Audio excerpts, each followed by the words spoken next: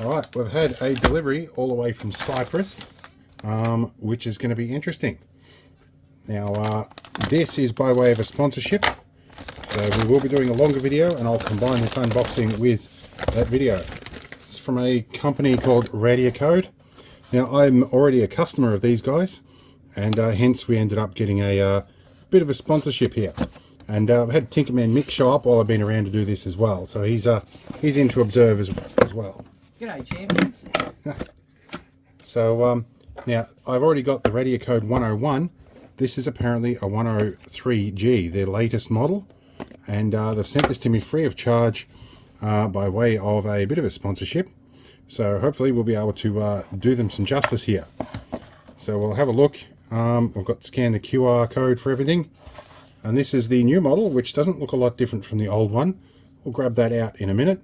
It feels a little thicker, but otherwise we'll fire this up, we'll put it on charge, and we'll do something with it soon enough. It should come with a bit of charge already, and apparently these are much more sensitive than the other ones.